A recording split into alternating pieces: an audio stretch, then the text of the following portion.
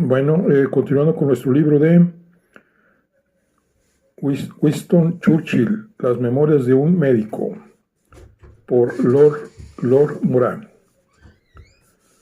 Vamos ya en Trípoli, 3 de febrero de 1943. A Trípoli por aire. Quitándose el puro de la boca, el primer ministro comenzó a aconsejar a su hijo Randolph que dejase de fumar, pues le enroquecía la voz y está perjudicando su carrera política con esos malhadados cigarrillos. Había mucho ruido en el avión y ellos seguían discutiendo a gritos cuando me quedé dormido en el asiento. En el momento en que aterrizamos en Castel Benito, varios hombres de uniforme caqui corrieron hacia el primer ministro, que apareció en uniforme de comodoro de aviación. Se dirigió a Monty y le tomó una mano entre las suyas. El octavo ejército se había abierto camino hasta aquí hacía apenas 2 semanas. El primer ministro estaba en su elemento cuando habló a las tropas en un prado rodeado por eucaliptos. Nadie sabe hacerlo tan bien como él. Una semana después del regreso a Londres, el primer ministro cogió un fuerte resfriado. La noche del 16 de febrero, su temperatura subió rápidamente, y una vez que lo hube auscultado, le dije que tenía un pequeño foco de infección en la base del pulmón izquierdo. ¿Qué quiere decir con eso?, preguntó impaciente. ¿Que tengo pulmonía? Así era. Al día siguiente, los rayos X mostraron una pequeña sombra. Llamé en consulta al doctor Godfrey Marshall. No fue sino hasta el día 24 que bajó la temperatura, si bien en ningún momento el estado del primer ministro nos dio motivo de preocupación. El paciente, en cambio, lo tomó más en serio. Escribió a Harry Hopkins diciéndole que había estado muy mal y que su enfermedad pudo haberse convertido en algo grave. Mientras tenía la mente ocupada en imaginar posibles complicaciones, Marshall, un médico muy simpático pero algo superficial, le dijo que en su opinión la pulmonía era la amiga de los viejos. Por favor, explíquese, le pidió Winston. Pues porque se los lleva rápidamente, contestó Marshall sin inmutarse, y muy pronto se ganó la simpatía del primer ministro. Winston tiene en la prensa norteamericana la fama de ser el peor paciente del mundo, pero eso no es cierto. Cuando está enfermo, hace lo que se le dice, con tal de que se le dé una buena razón para ello. Sin embargo, no es partidario de dejar las cosas en manos de la naturaleza. ¿No puede hacer usted ninguna otra cosa?, pregunta en tono de reproche. También presta instintivamente oídos a cualquier charlatán y siempre está dispuesto a tragar su cháchara y sus panaceas. En los años en que lo tuve a mi cuidado, llamé a varios médicos y él siempre les daba crédito en relación inversa al valor científico que tenían.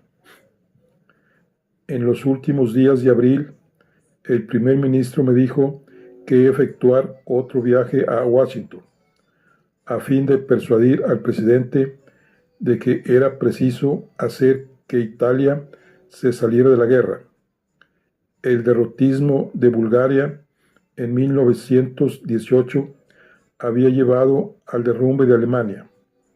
La rendición de Italia haría con toda seguridad que el pueblo alemán sintiera el frío de la soledad. El tercer día de nuestro viaje en el Queen Mary, un microbio, un colibacilo que me había molestado antes, reapareció y me hizo subir la temperatura a más de 39 grados. Winston se sentía defraudado cuando alguno de los que lo rodeaban caía enfermo. Habría deseado hacer algo, pero no sabía qué. Fue a mi camarote, se plantó en el centro como si yo fuera contagioso y preguntó: ¿puedo hacer algo por usted? ¿Necesita que le consiga algo? Se volvió al médico de a bordo y le dijo: téngame informado. Dio media vuelta y se fue. Si Winston no era muy hábil como compañero de enfermos, tenía un corazón bondadoso. Y cuando el Queen Mary atracó en Nueva York, supe que había dispuesto que me llevasen en una ambulancia al hospital presbiteriano. Ahí el patólogo comprobó que la cuenta de mis leucocitos, normalmente de 8,000 por milímetro cúbico, había bajado a 2,000. Esas células blancas son las que libran batalla a los microbios invasores, y mi inmunidad había sido puesta fuera de combate por una dosis excesiva de tabletas de sulfamidas. Cuando alcancé al primer ministro en Washington, unos cuantos días más tarde, tuve que explicárselo todo. Le fascinan los mecanismos de la naturaleza. Algún día escribiré una novela policíaca, declaró, en la que el villano será un médico que mata impunemente a sus víctimas, acabando con su inmunidad. Harry Hopkins tenía muchas anécdotas sobre la maravillosa memoria de Winston. El presidente había citado 2 versos del poema Bárbara Frietchie de John Greenleaf Whittier, y contaba Harry: cuando se detuvo y no pudo seguir, Winston lo recitó íntegro, a pesar de que hacía 30 años que no había vuelto a leer ese maldito poema. El primer ministro hizo luego una magistral exposición de la batalla de Gettysburgo y terminó con una larga disquisición sobre los generales confederados, Stonewall Jackson y Robert E. Lee, 2 de sus héroes. Pero Hopkins no admiraba tanto la actuación de Winston en las discusiones que se celebraban.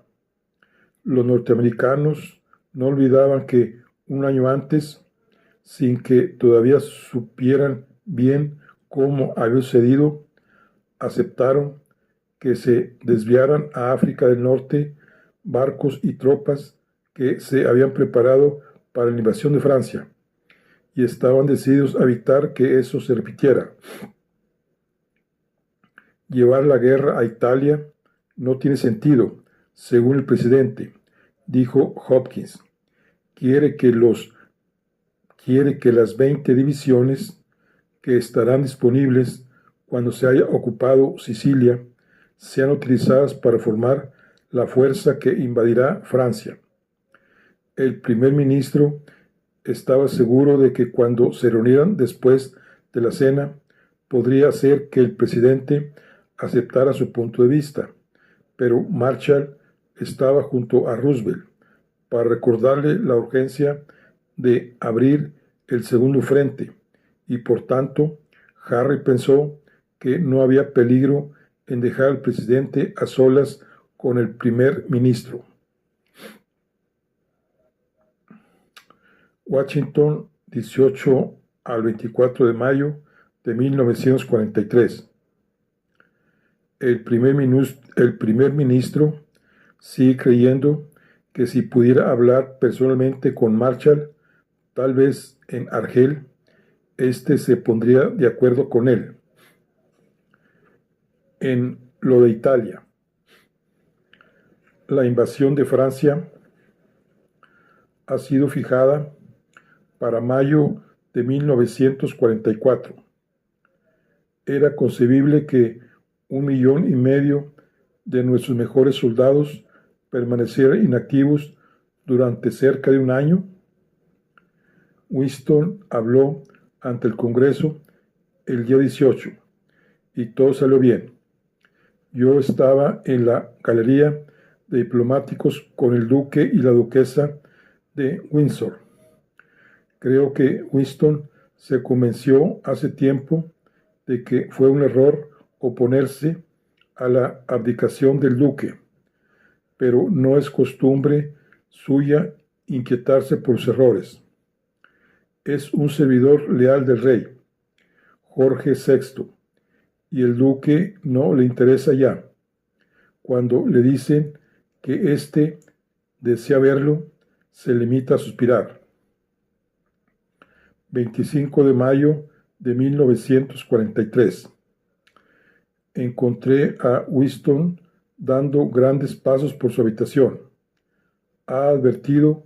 Me preguntó bruscamente, que el presidente está muy fatigado. Parece que tiene la mente cerrada y ha perdido su maravillosa elasticidad. Luego añadió, el presidente no está dispuesto a ejercer presión sobre Marshall. No es partidario del desembarco en Italia. En el almuerzo me tocó sentarme junto al general Joe Vinagre, Silwell, un hombrecito seco y agrio. Se quejó amargamente de que Winston no estuviera interesado en la guerra del Pacífico y criticó mucho a los británicos. Winston Churchill hizo un último ruego al presidente de que permitiera que Marshall fuera a Argel y con gran satisfacción suya, Roosevelt accedió.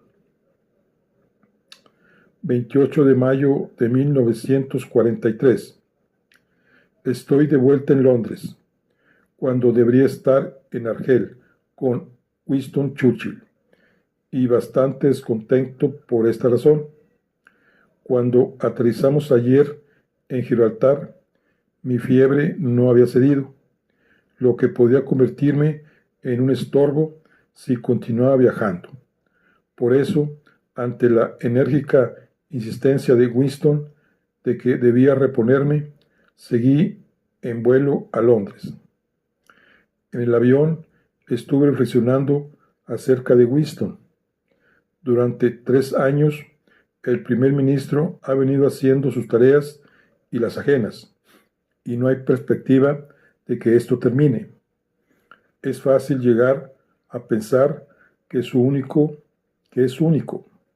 y que tiene sus leyes propias, pero yo sé que algún día surgirán problemas, no un derrumbe físico o mental, sino más bien una declinación gradual de sus facultades, provocada por su desprecio a las normas del sentido común. Dudo que los hombres que ocupan las posiciones más altas se destruyan a menudo por el solo exceso de trabajo. Generalmente hay otros factores menos visibles que los va minando. En el caso del primer ministro, según advertí bastante tiempo después, su carácter impresionable contribuyó a socavar sus energías. Más vida, ha escrito Thomas Hardy, puede escaparse de un hombre por sus pensamientos que por una herida abierta. Dice, más vida, ha escrito Thomas Hardy, puede escaparse de un hombre por sus pensamientos que por una herida abierta. Tardé en reconocer el hecho de que Winston era por naturaleza muy aprensivo. Poco a poco fui comprendiendo que carecía por completo del mecanismo protector común a los hombres que perduran en la guerra. El que se eterniza es el que ha logrado dejar de pensar. En mi diario escribí: si un hombre de acción que ejerce el poder supremo es también un artista, que Dios lo ayude. Tendrá que cambiar de naturaleza para sobrevivir, pero Winston no podía cambiar su naturaleza. Estaba recibiendo heridas más profundas y duraderas que las que puede infligir arma alguna. No podía olvidar la angustia de cada hora que vivía. Lo vi con la cabeza oculta entre las manos cuando recibió la noticia del hundimiento del Prince of Wales y del Repulse que él había enviado a Singapur sin protección aérea. Después de la apoplejía que sufrió en 1953, me dijo que había tenido una pesadilla y apenas podía hablar de ella. Recuerda cuando fueron hundidos el Prince of Wales y el Repulse. Le fue imposible proseguir. Parecía tan trastornado que temí que sufriera otro ataque. Junio de 1943. Winston está de regreso en Londres. Dice que Marshall ha cambiado de opinión acerca de Italia. Le pregunté qué le hacía pensar así y pareció sorprendido. Las razones a favor del proyecto, dijo, como hablando consigo mismo, son indiscutibles. Aquí dice: la invasión de Italia comenzó el 3 de septiembre, pero no en la escala ni en la forma que propugnaba Churchill. Este había recomendado una gran invasión del norte de Italia, seguida por un ataque a través de los Balcanes, el punto débil de Europa. En cambio, los aliados invadieron el sur de Italia, mientras hacían en Inglaterra una concentración en masa de fuerzas para la invasión de Normandía. Nota del editor.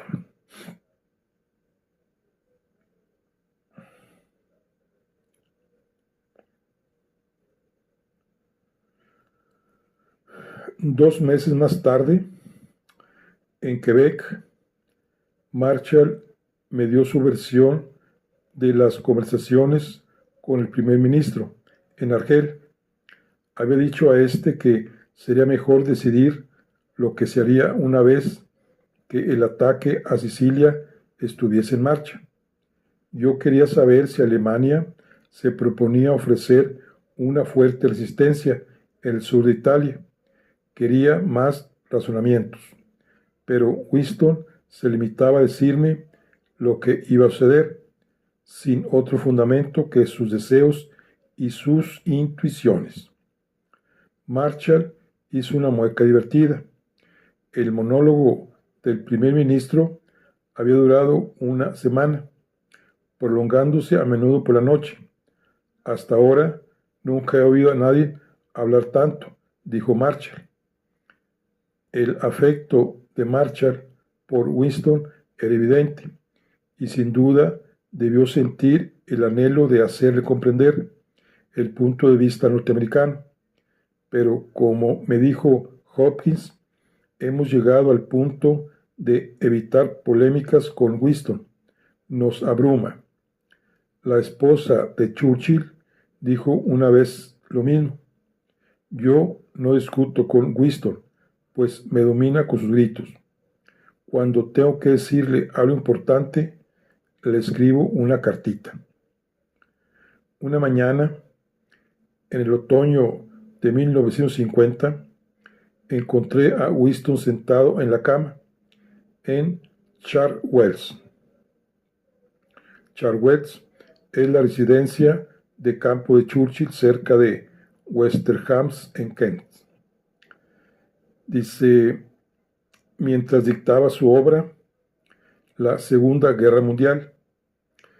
En este momento terminó con Argel. Me dijo, cuando me haya tomado el pulso, podrá leerlo. Yo estaba seguro de que Winston había comprendido la enormidad de su error al creer que Marshall había cambiado de opinión en Argel acerca de la invasión de Italia y que lo corregiría en el libro. Pero su relato empezaba así. No tengo más recuerdos agradables de la guerra que los 10 días pasados en Argel y Túnez. Se percibía en el aire la sensación de triunfo. Todos estaban satisfechos y encantados. Y entonces contaba en detalle lo que él dijo, lo de Alex dijo, lo que Monty dijo, 12 páginas en total, y ni siquiera 12 líneas sobre Marshall. Mientras yo leía ese capítulo sentado junto a su lecho, me maravilló que Winston no percibiera la atmósfera reinante, aun en el caso de que Marshall hubiese guardado un silencio misterioso. Obedeciendo a un impulso, le puse una mano en el hombro.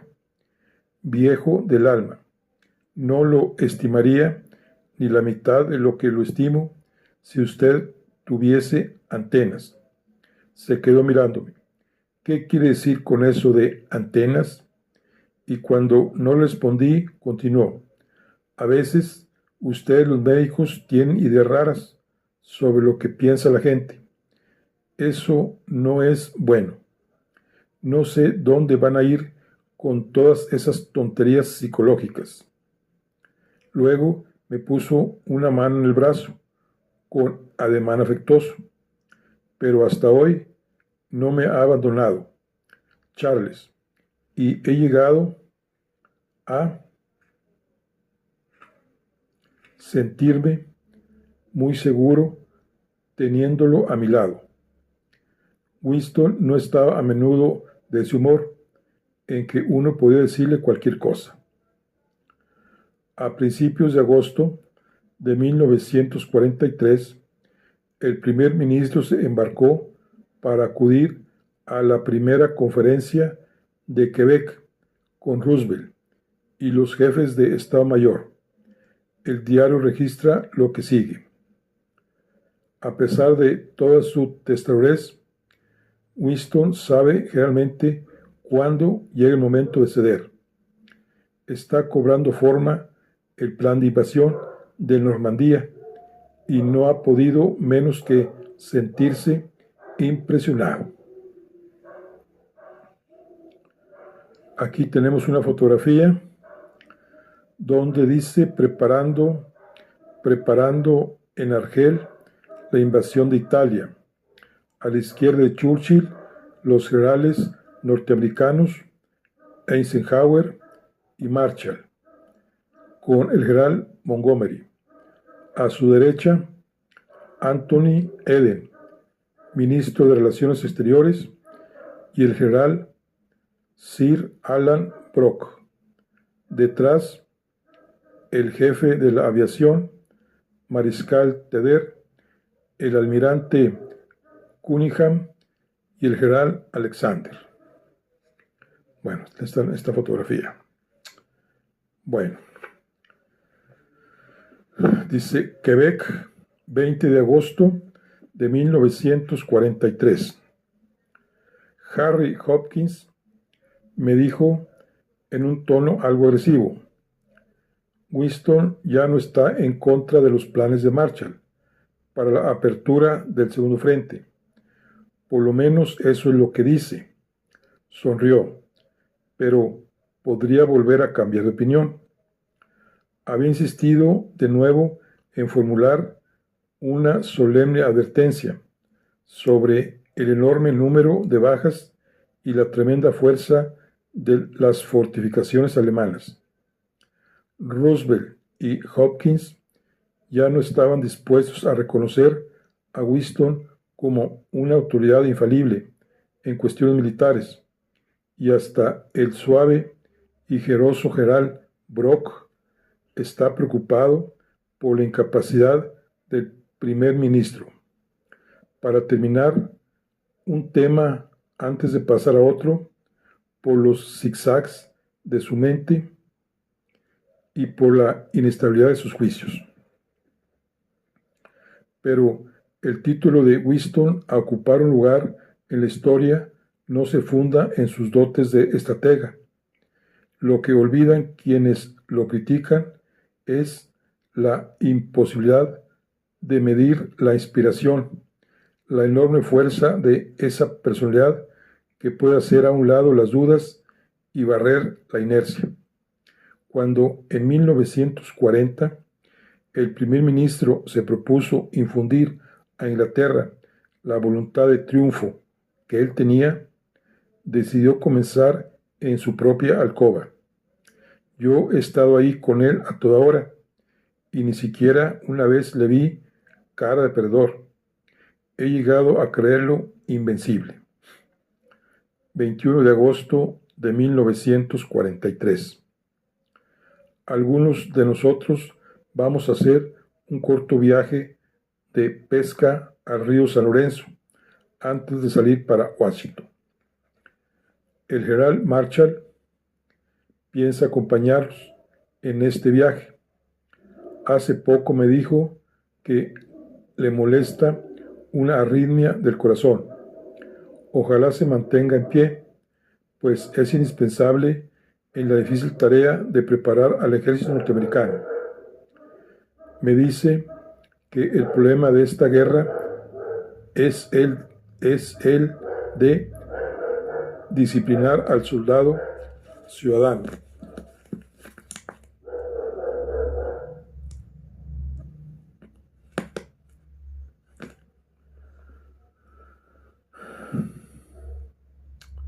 El joven norteamericano está poseído de gran confianza en sí mismo.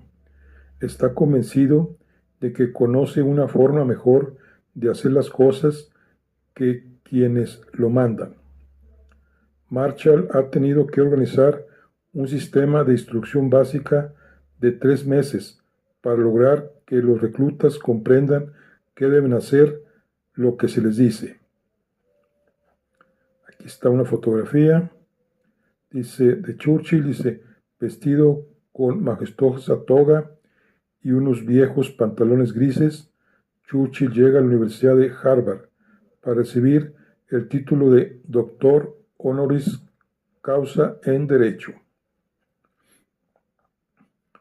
Boston, 6 de septiembre de 1943. El primer ministro está tomando muy en serio el discurso que debe pronunciar en la Universidad de Harvard. El rector de esta, James B. Conant, quiere que Churchill lleve puesta su toga de Oxford. Encontraron una en la Universidad de Princeton y la pidieron prestada. Pero nunca se puede contar con que Winston respete los convencionalismos. Cuando apareció en el escenario del Teatro Sanders en Harvard, bajo la espléndida toga escarlata, asomaba unos pantalones grises de franela, bastante fuera de lugar. Recordó a sus oyentes lo que dijera Bismarck: el factor más poderoso que actuó en la sociedad humana a fines del siglo XIX fue el hecho de que el pueblo británico y el norteamericano hablasen la misma lengua. Y continuó: este don de un idioma común es una herencia preciosa y muy bien puede llegar un día a ser el cimiento de una ciudadanía común. Si estamos unidos, nada es imposible. Si estamos divididos, caeremos todos. Terminó el discurso con una nota característica de él. Y permitadme que diga aquí cuán orgulloso debemos estar, jóvenes y viejos, de vivir en esta época tremenda, emocionante y formativa de la historia humana. Ahora sean dadas gracias a Dios que nos ha puesto a la altura de esta hora, exclamó Rupert Brooke en los Dardanelos, y este viejo porfiado próximo a los 70 años echa su sombrero al aire en acción de gracias por estar vivo y poder tomar parte en esta campaña. Cuando el primer ministro tiene un discurso en preparación, suele desterrar cualquier otra idea de la mente, pero cuando habló en Harvard, sus pensamientos insistían en vagar en dirección al próximo desembarco en Salerno, en el sur de Italia. Tiene puesto el corazón en ese desembarco. Debe tener éxito. Septiembre de 1943. Se han colado noticias inquietantes. De Salerno, en Hyde Park, a donde acompañamos al presidente, se insinuó la espantosa probabilidad de que nuestras tropas fuesen arrojadas al mar. Siempre tienen que suceder estas cosas cuando estoy con el presidente, gruñó el primer ministro. Estaba tan ansioso de convencer a Roosevelt de que la invasión de Italia tendría grandes beneficios, sin costar mucho. Nunca vi a Winston más irritable que durante el viaje por tren a Halifax. ¿Han llegado noticias de Alex?, preguntaba una y otra vez, pero se ganó la batalla, y los días de angustia quedaron pronto olvidados. De vuelta en Londres, el primer ministro estaba muy animado. Sabía que todo el país lo apoyaba. Londres, 29 de octubre de 1943. Esta mañana, el primer ministro me habló del largo y penoso aprendizaje por el que ha pasado. Pocos hombres se han mantenido tan religiosamente fieles a un arte, el de la palabra, que es la paz. Hizo su fortuna política y en la guerra le ha conquistado el corazón de sus semejantes. Todo empezó en Harrow, la famosa escuela, dijo. Figuraba entre los últimos, medio perdido, cuando descubrió que era capaz de hacer lo que otros muchachos no podían hacer, escribir. Desde el comienzo, distinguirse personalmente fue su meta. Sobre todo, quería ser orador. Leyó cuanto pudo encontrar sobre Lord Chatham, el gran estadista del siglo XVIII. Estudió los discursos de su padre. Ensayó los suyos ante un espejo. Su padre es Lord Randolph Churchill, destacado estadista del siglo pasado. Nota del editor. Ensayó los suyos ante un espejo. Me contó todo esto con sencillez, deteniéndose cuando la emoción amenazaba velarle la voz, y mientras lo escuchaba, podía ver a este jovencito sensible, dominado y golpeado por sus condiscípulos, convertirse en un hombre pequeño de estatura, de miembros flacos y con pocos músculos, y manos blancas y delicadas de mujer. Ceceaba al hablar, con un ligero tartamudeo. Cuando se ponía de pie en la Cámara de los Comunes, lo hacía siempre con el temor de que se le escapara algo que echara a perder su porvenir. En aquellos días, dijo, no me era posible hablar sin prepararme cuidadosamente. Una vez se encontró de pie sin saber qué iba a decir, mientras el espantoso silencio que le rodeaba era interrumpido solo por unas voces amistosas de aliento. Volvió a sentarse, sin poder hacer otra cosa que hundir la cabeza entre las manos. Desde entonces tenía más miedo que nunca a hablar, pero no se resignaba a la derrota. Su voluntad y su firmeza me dejaron admirados.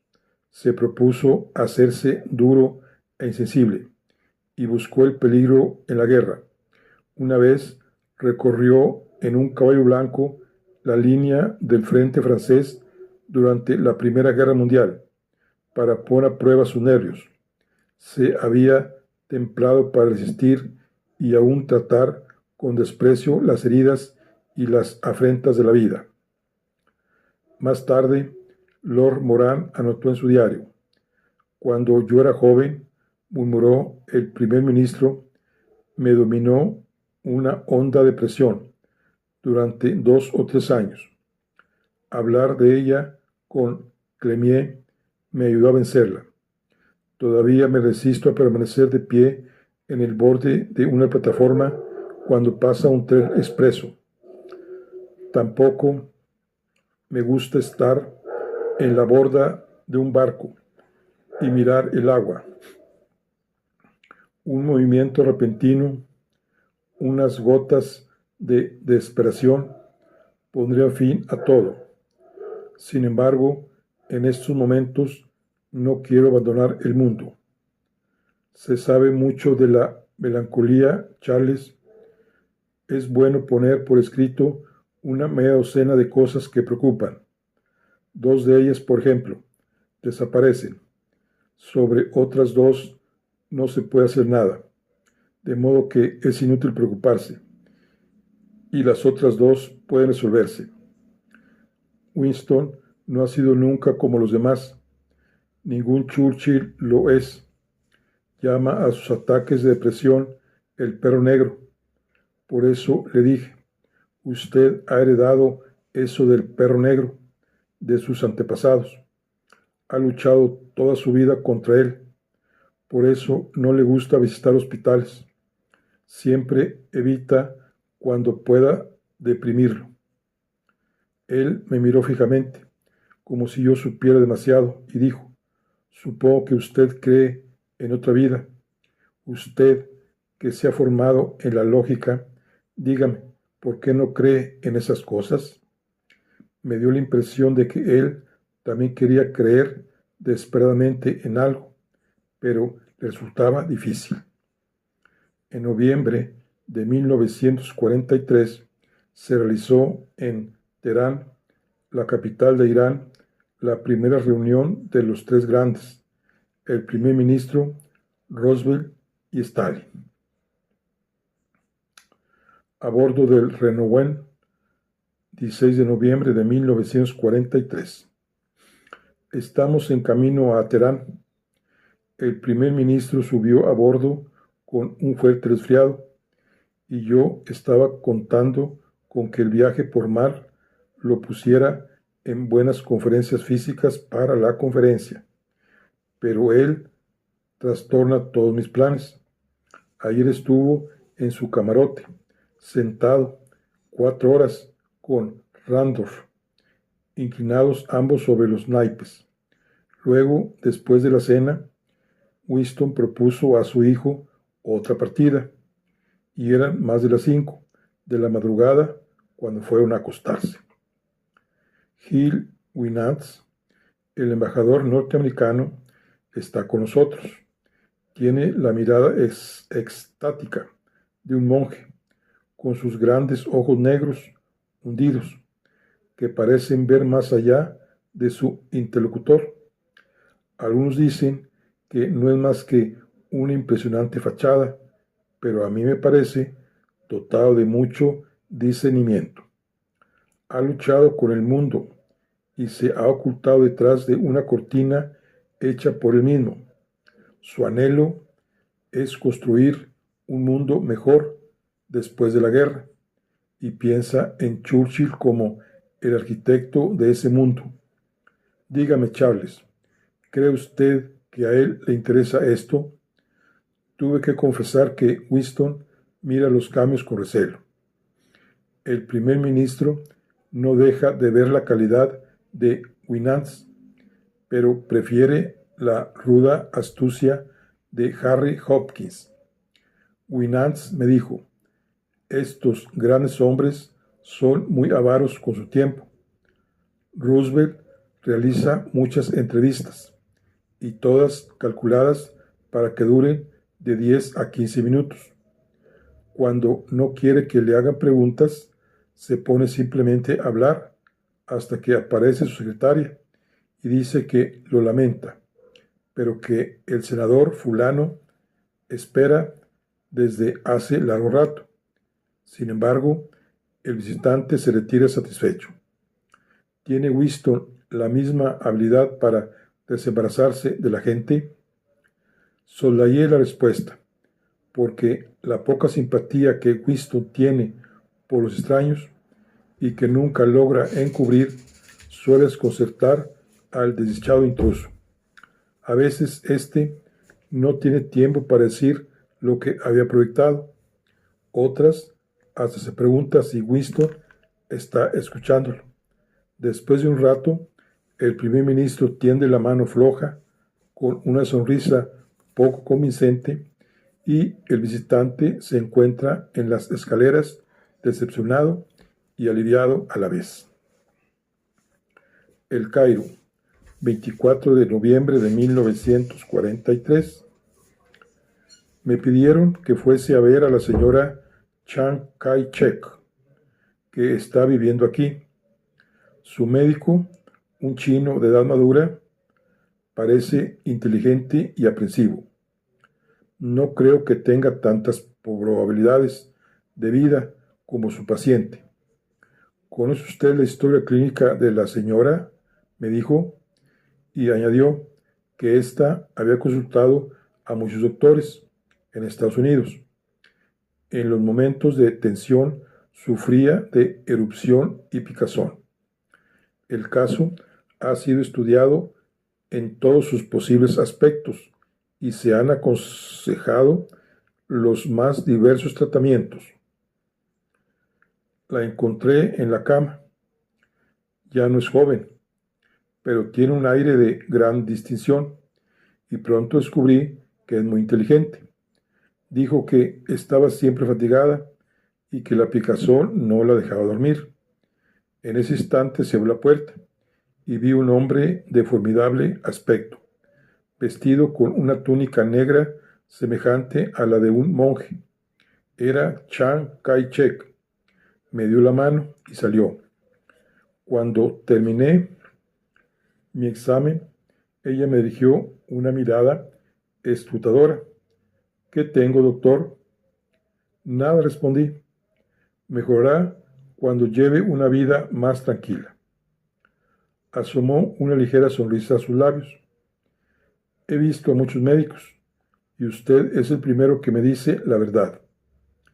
Esta noche, Chiang Kai-shek cenó con el primer ministro, quien siempre se siente atraído por los soldados que han realizado algo en el campo de batalla, pero abriga escepticismo sobre el papel de China como gran potencia y se lamenta de que Roosevelt le dedique tanto tiempo.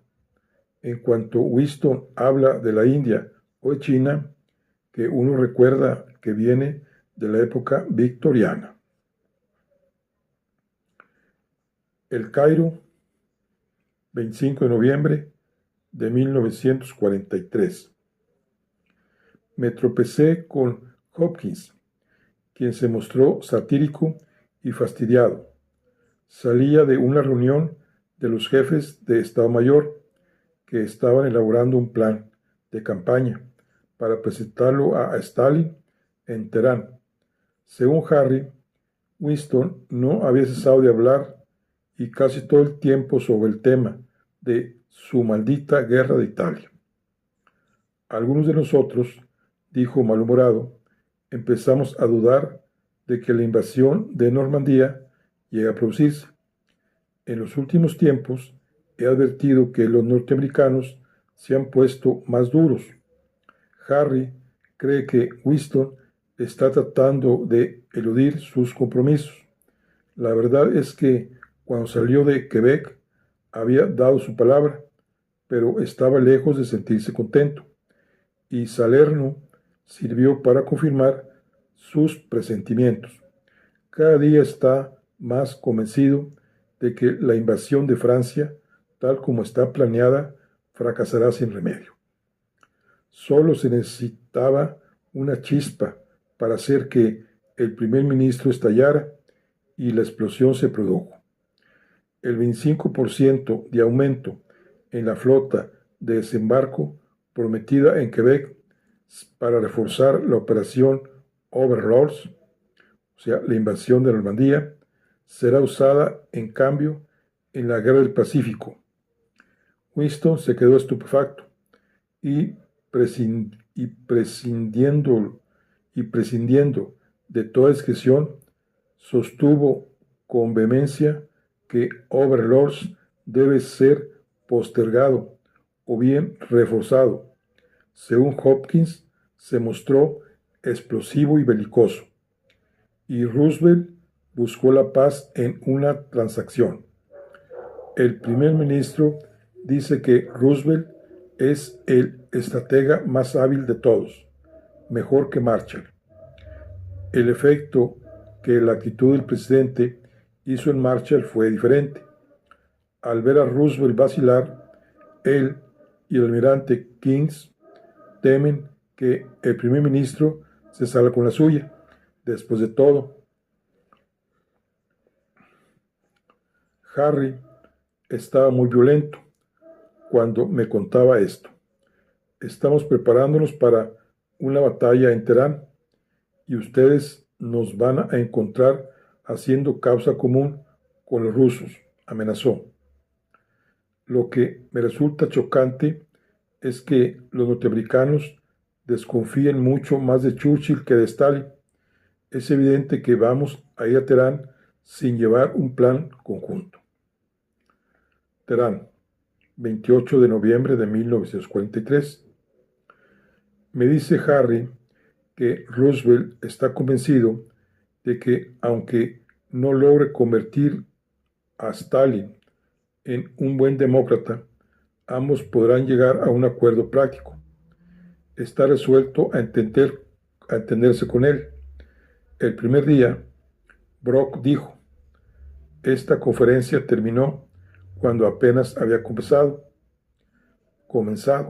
Stalin tiene al presidente en el bolsillo. Sin embargo, Hopkins me dice que Stalin cree que si el presidente quiere verlo a solas, puede ser únicamente porque eso forma parte de una estrategia muy sutil. La legación norteamericana está a alguna distancia de la británica y la rusa, que se encuentran casi juntas, de modo que Roosevelt tendría que pasar por las calles para asistir a las reuniones. Después de que Molotov habló de la posibilidad de un complot contra la vida del presidente, Stalin ofreció a este una villa en los terrenos de la embajada rusa, y Roosevelt se trasladó a ella esta tarde. Estará bien protegido, pues sus criados son todos miembros de la NKVD, la policía secreta soviética. Nadie en nuestro grupo, con excepción de Winston, ha creído en la preocupación de Stalin por la seguridad de Roosevelt. No cabe duda de que a él le conviene tener al presidente al alcance de la vista, donde no pueda tramar nada con el primer ministro británico. Stalin no perdió ni un minuto en ir a ver a Roosevelt. Yo comuniqué a Harry mis recelos. Si no invitaban a Winston, no se alentaría a Stalin para que creyera en una división entre las democracias. Con gran consternación mía, Harry explotó. No había absolutamente nada que ocultar. El presidente había manifestado abiertamente que estaba ansioso de que se invadiera Francia, con el fin de aliviar la presión en el frente ruso. A mi modo de ver, a Stalin se le habían dado alas para que adoptara una actitud intransigente. La primera sesión plenaria comenzó, según Proc, con mucha miel por parte de los rusos, pero de pronto se produjo una divergencia entre Churchill y Stalin. Este dijo que no veía la utilidad de que los británicos lucharan por abrirse camino en Italia paso a paso.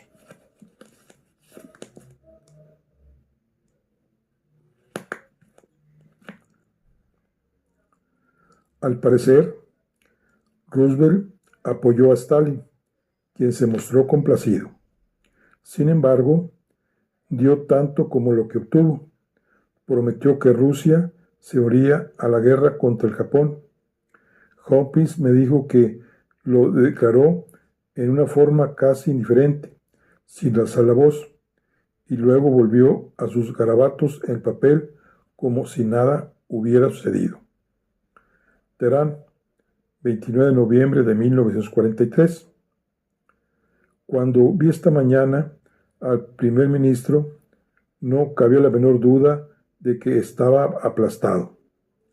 Había enviado una nota al presidente para sugerirle que almorzaran juntos, pero la respuesta de este había sido una cortés negativa. No es propio de él, murmuró el primer ministro. Harry explicó que el presidente no quiere dar la impresión de que él y Winston están poniéndose de acuerdo para contrariar a Stalin. Eso no impidió que el presidente conversara a solas con Stalin después del almuerzo. Le expuso su proyecto de creación de una nueva Liga de las Naciones, mientras Stalin escuchaba pacientemente. Alrededor de las 4:45, ambos se dirigieron a la sala de conferencias de la embajada rusa, donde el primer ministro, actuando en representación del rey Jorge VI, entregó a Stalin la espada de Stalingrado.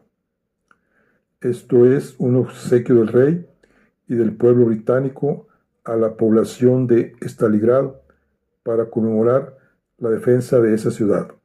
Nota del editor. Bueno, inclinándose, Stalin la besó con lágrimas en los ojos.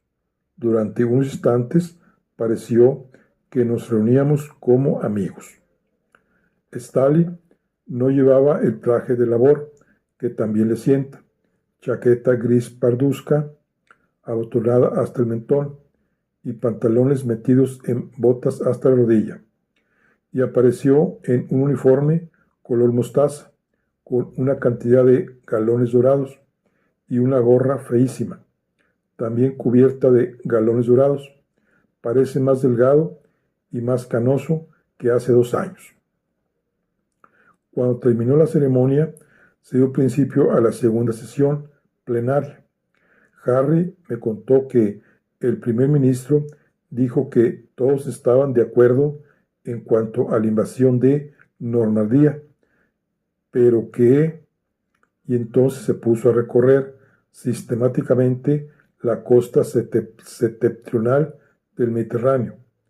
Stalin no deja nunca traducir su impaciencia.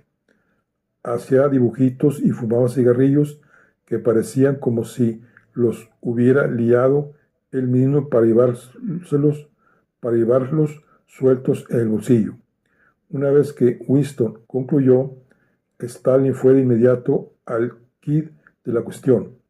Si estamos aquí para hablar de asuntos militares, entonces diré que Rusia está interesada solamente en overlords. El presidente comparte la manera de pensar de Stalin. Ninguna operación capaz de demorar overlords puede ser tomada en cuenta por nosotros, dijo. Más tarde, encontré a Winston recorriendo su habitación y murmurando: no es posible hacer nada más aquí.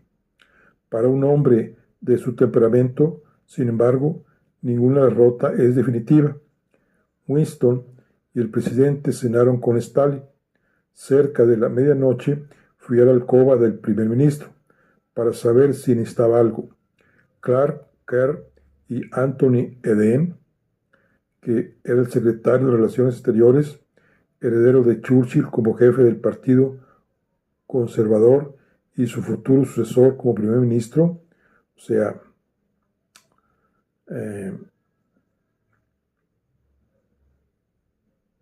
Anthony Eden, estaban con él, cada uno con un vaso de whisky en la mano. El primer ministro hablaba con voz lenta y cansada y los ojos cerrados. Tal vez haya una guerra más sangrienta. Yo no estaré en ella. Estaré durmiendo. Han sido dormir miles de millones de años, pero ustedes están ahí. Encendió el puro que se le había apagado. Le dije a Stalin que no queríamos nuevos territorios. Stalin insistió un poco. Sería más fácil para Rusia si nosotros tomásemos algo. Cuando le pregunté qué quería Rusia, dijo, llegado el momento, hablaremos.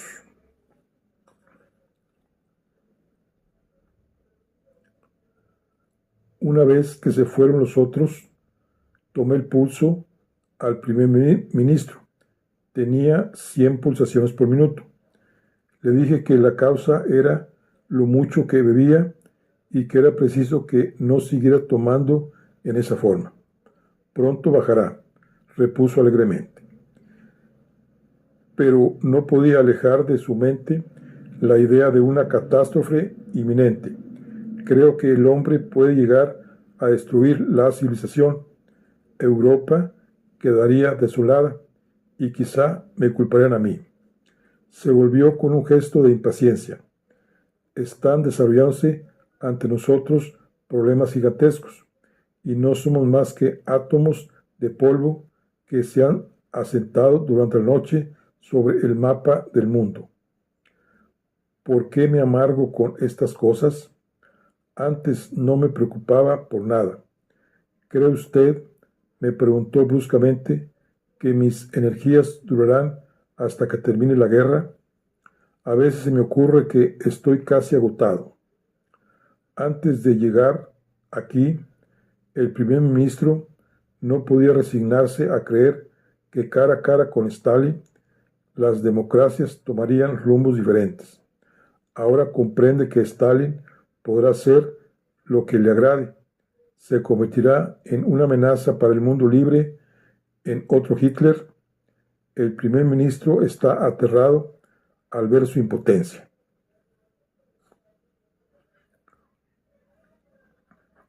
Teherán, 30 de noviembre de 1943. Clark Kerr me comunicó su versión de lo que sucedió anoche en la cena ofrecida por Stalin. Al principio, mientras hablaban del trato que sería Alemania, Stalin estaba serio y sombrío, y Winston optimista y magnánimo. No temía que Alemania volviera a ser una amenaza para Europa. Luego Stalin se despojó de toda reserva y estuvo, según dice el embajador, en plena forma. Se dedicó toda la noche a tomarle el pelo al primer ministro, que no le siguió la corriente. Stalin, hay que matar a 50.000 alemanes. El primer ministro, poniéndose de pie y recorriendo el salón a grandes pasos. Yo no me haría cómplice de ninguna matanza a sangre fría. Stalin, hay que fusilar a 50.000. El primer ministro, con la cara enrojecida, preferiría la muerte a deshonrar hacia mi patria. Roosevelt, unióse a la broma. Voy a proponer una transacción. Mataremos solamente a 49.000. El primer ministro se puso nuevamente en pie y salió del salón. Stalin lo siguió y volvieron juntos, el primero con una amplia sonrisa. El primer ministro, me gustaría visitar el frente ruso. Stalin recibió complacido esta aclaración. Estoy por cumplir los 70. Stalin, no tiene por qué vanagloriarse. Solo me lleva 4 años. El primer ministro y Stalin se pararon, cada uno con las manos en los hombros del otro, y mirándose a los ojos. Lo último que vi de ellos fue a Stalin con el brazo en torno al primer ministro.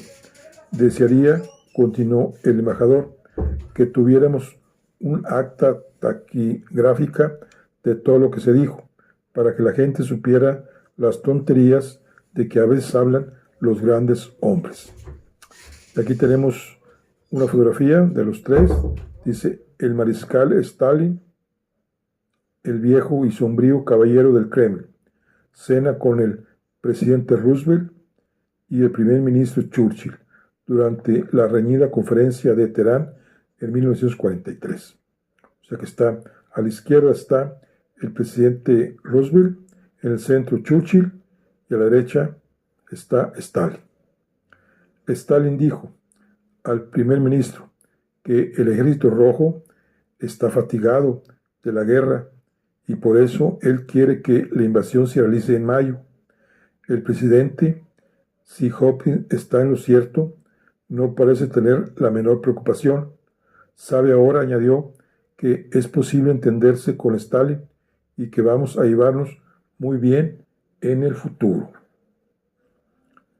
Fue de humor muy amistoso que Stalin concurrió a la fiesta dada en la legación al cumplir Churchill 69 años. Un brindis siguió a otro, y después de la cena, cuando el presidente se retiró, Stalin se quedó unos momentos. Quiero, dijo, llamar al señor Churchill mi amigo. El primer ministro: llámeme Winston. Yo lo llamo yo a sus espaldas. Stalin: no quiero llamarlo mi amigo. Desearía que me permitiera llamarlo mi buen amigo. El primer ministro: brindo por el proletariado. Stalin: brindo por el Partido Conservador. Dos de las observaciones de Stalin son de recordar. Sin los Estados Unidos ya habríamos perdido la guerra, y en Rusia es peligroso ser cobarde. Bueno, y aquí termina la entrevista de estos tres grandes. Y aquí terminamos la charla del día de hoy. Nos vemos en la siguiente. Hasta luego.